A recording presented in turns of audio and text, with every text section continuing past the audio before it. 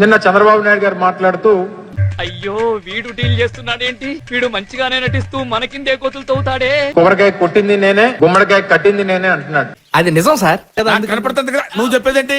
Yes, ఇవి రెండే మీరు చేశారు. మధ్యలో మిగిలిన పని అంతా కూడా జగన్మోహన్ రెడ్డి గారు చేశారు.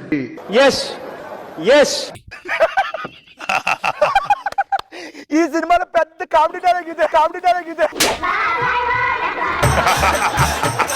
కొబ్బరికాయ కొట్టడానికి, గుమ్మడికాయ కట్టడానికి ముఖ్యమంత్రి అవసరం లేదు. ఎందుకు? ఎవరైనా కట్టేస్తారు, దారిని పోయినోడు ఎవరైనా కట్టేస్తారు. ఇదేంటైతే అరే నీ అబ్బా జఫా. కానీ భోగాపురం ఇంటర్నేషనల్ ఎయిర్పోర్ట్ కట్టింది మాత్రం జగన్మోహన్ రెడ్డి గారే అనేటువంటిది. అంటే అబద్ధం చెప్పాలని ఎంత గట్టిగా ఫిక్స్ అయ్యాడో మీరే ఆలోచించుకోండి. ప్రజలు వాస్తవాలు తెలుసుకున్నారనేటువంటి విషయాన్ని చంద్రబాబు నాయుడు గారు గుర్తుపెట్టుకోవాలి. అటు చూడు బే. Flash back. ఒక్క చిన్న ఉదాహరణ చెప్తాం. జగన్మోహన్ రెడ్డి గారు అంటే ప్రజల్లో ఎంత నమ్మకం అంటే, నిజమేందో అబద్ధమేందో తెలుసుకునే తెలివితేటలు వాడికాడు ఉండేరా. అడుటి క్రాకు ఎవడు ఏం చెబితే అదే నిజమని నమ్ముతాడా? అరే ఈ ఊరంతా పోద్దు అనుకున్న సమయంలో జగన్మోహన్ రెడ్డి గారు వస్తారు కదండి, ఏ ఎయిర్పోర్ట్ లో రాదని ఒక ధైర్యంగా చెప్తున్నాడు ఆయన. అంటే ప్రజల్లో జగన్మోహన్ రెడ్డి గారి మీద అంత నమ్మకం. మాట అంటే మాట కట్టుబడి ఉండే వ్యక్తి జగన్మోహన్ రెడ్డి. అసలు ఏంద్రా వీడియో అట్లా ఎట్లా ఇచ్చిరా మీరు? అసలు నా జిందగీ మొత్తం బర్బాదైపోయిందిరా దాని వల్ల. సాక్షాత్తు దేశ ప్రధాని గారి ముందే ఈ ప్రాంతం నుంచి దేశాన్ని వెళ్ళినటువంటి గొప్ప వ్యక్తిగా పేరుగాంచినటువంటి జిఎంఆర్ గారు, వారితో ఎందుకు మీరు మాట్లాడనివ్వలేదు? ఏం పాయింట్ పెట్టావన్నా, సూపర్. కేవలం వాస్తవాలు, వారు మాట్లాడితే వాస్తవాలు బయటకు వస్తాయి. ఆయన నిజాలు చెప్పాల్సినటువంటి పరిస్థితి వస్తుంది.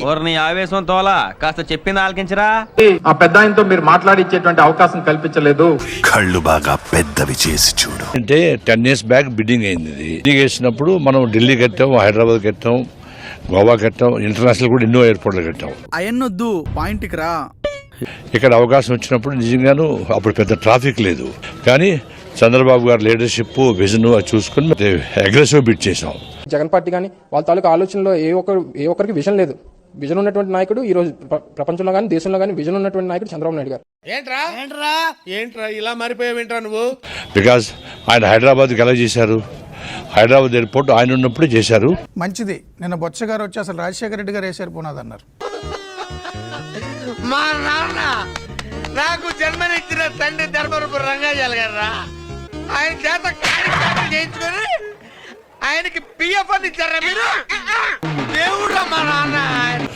ఆయన ఒక విజన్, ఆయన ఒక దేనివల్ల హైదరాబాద్ ఎయిర్పోర్ట్ ప్రైవేటైజ్ అయిన తర్వాతనే హోల్ ఎకనామిక్ డెవలప్మెంట్ హైదరాబాద్ అయింది. వేదిక చూస్తే సాక్షాత్తు దేశ ప్రధాని గారి ముందే రాష్ట్ర ముఖ్యమంత్రి, రాష్ట్ర ఉప ముఖ్యమంత్రి, కేంద్ర మంత్రి, ముఖ్యమంత్రి గారి కొడుకు సకల శాఖ మంత్రి గారు నలుగురు కూడా ఒకటే స్క్రిప్ట్ తీసుకొని ప్రతిపక్ష నాయకులైనటువంటి వైఎస్ జగన్మోహన్ రెడ్డి గారి మీద విమర్శలు చేసేటువంటి దానికి ఆ వేదికను వాడుకున్నారు. ఓహో చూపించోసారి చూపించరా. చూపించా. ఎర్ర బస్సు రాదన్నారు, ఎయిర్ బస్సు వచ్చింది. ఒక చిన్నపాటి ఎర్ర బస్సు కూడా రాని చోట ఎయిర్పోర్ట్ ఎందుకు సార్? ఎర్ర బస్సు రాదన్న చోట ఎయిర్పోర్ట్ వచ్చింది. ఎర్ర బస్సు కూడా రాని ఈ గ్రామానికి ఎయిర్పోర్ట్ ఎందుకు సార్ అని అడుగుతా ఉంది నరసింహ. గడిచినటువంటి 2 సంవత్సరాలుగా వాళ్ళకి ఏ వేదిక దొరికినా విమర్శలు చేయడం అనేటువంటిది వాళ్ళకి సర్వసాధారణంగా. ఏడుస్తున్నాడు. ఏడవట్లేదా? కన్నీళ్లు గారి ప్యాంటు కూడా తడిచిపోయింది, ఏడవట్లేదంట. జగన్నామ స్మరణ అనేటువంటిది వారు చేస్తున్నటువంటిది మనందరం కూడా చూస్తా ఉన్నాం. గుమ్మడికాయలు దొంగంటే భుజాలు తడుముకున్నట్టుగా ప్రతిదీ కూడా వాళ్ళు ఏమన్నా కానీ నిన్నే అన్నట్టుగా నువ్వెందుకు బాధపడతా ఉన్నావు? నాకు లేని బాధ నీకెందుకు బాధ? అన్నా నువ్వు అట్లా అనొద్దన్నా. కానీ సాక్షాత్తు ప్రధాన మంత్రి గారి ముందు కూడా అబద్ధాలు చెప్పడానికి వెనకడుగు వేయలేదు. ప్రజలకు ఎన్ని అబద్ధాలు చెప్తున్నారు అనేటువంటిది కొత్తగా చెప్పాల్సినటువంటి పని లేదు. ఇన్స్టాగ్రామ్ లో నిబ్బాగాన్ లెక్క ముద్దుగా రీల్ చేసినావు గానీ ఇనాం తీసుకుని ఢిల్లీకి పో. భోగాపురం ఇంటర్నేషనల్ ఎయిర్పోర్ట్ ఆ నిర్మాణం గానీ, దానికి కావాల్సినటువంటి అప్రూవల్స్ గానీ, ఎవరి పాత్ర ఏంటి, ఎవరు దీనికి పూర్తిగా సహకరించారనేటువంటిది ప్రజలు కూడా అన్ని వాస్తవాలు కూడా తెలుసుకున్నారు. అంగేన ఘాత్రం నయనే వక్త్రం న్యాయేన రాజ్యం లవణేన భోజ్యం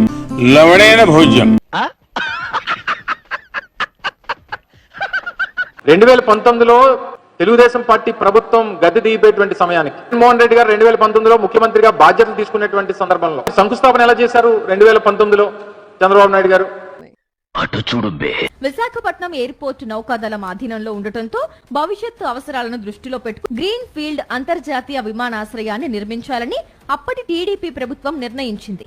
2015లో భోగాపురం ఇంటర్నేషనల్ ఎయిర్పోర్టు కార్పొరేషన్ ను ఏర్పాటు చేసి భూసేకరణ, కేంద్ర అనుమతుల ప్రక్రియను ప్రారంభించింది. దమ్మున్నాడు చంద్రబాబు, ధైర్యం ఉన్నాడు చంద్రబాబు, నిజాయితీ పరుడు చంద్రబాబు, నీతివంతుడు చంద్రబాబు, వనగాడు చంద్రబాబు. చూద్దాంలే, చూడటం కాదండి, మీరు చెయ్యాలంతే. సరే, మీరు ట్రై చేస్తారన్నారంటే అది ఓకే అయిపోయినట్టు.